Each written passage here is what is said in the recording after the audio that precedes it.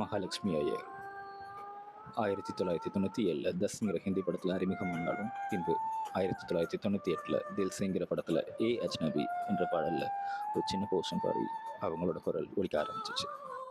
அதே ஆண்டு இசைஞானி இளையராஜா அவர்களால் பூந்தோட்டம்ங்கிற படத்துக்கு முரளி தேவியானி அவங்க நடித்த அந்த படத்தில் மீட்டாத ஒரு வீணை என்ற ஒரு பாட்டு அவங்க பாடுறாங்க. பின்பு 1999 ஏஆர் ரஹ்மான் அவர்களுக்கு ஜோடி படத்தில் வெள்ளி மலரே, முதல்வன் படத்தில் குறுக்கு சிறுத்தவலை, அலைப்பாயுதே படத்தில் யாரோ யாரோடி அப்படின்னு பேக் டு பேக் ஹாட்ரிக் கிடைக்கிறாங்க.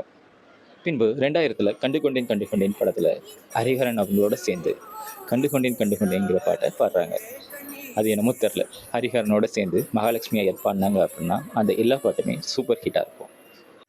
பின்பு எஸ்.ஏ. ராஜ்குமார் அவர்கள் இசையில் பிரியமான விளைப்படத்தில் என்னவோ என்னவோ, எனக்கு ஒரு சிநேகிதி, வித்யாசாகருக்கு அவங்க பாடின மழைக்காற்று வந்து தமிழ் பேசுமா இன்னும் இன்ஸ்டாகிராம் ரீல்ஸ்லையும் யூடியூப்லையும் ஒழிச்சிக்கிட்டே இருக்கு. மணி சர்மா அவர்களுக்கு நரசிம்மன் படத்தில் காதல் ஆராரோ, யுவன் சங்கர் ராஜா அவர்களுக்கு தென்னவன் படத்தில் வினோதனே வினோதனே, தீனா படத்தில் நீ இல்லை என்றால், வின்னர் படத்தில் முதல் முறை என்ற பாடல், இமான் அவர்களுக்கு தவம் படத்தில் கண்ணதாசா கண்ணதாசா, ஹரிஸ் ஜெயராஜ் அவர்களுக்கு 12B படத்தில் பூவே வாய் பேசும்போது, முத்தே முத்தே முத்தமா, வேட்டையாடு விளையாடு படத்தில் உயிரிலே எனது உயிரிலே, உன்னாலே உன்னாலே படத்தில் முதல் நாள் என்று, மாற்றான் படத்தில் கால் முளைத்த பூவே.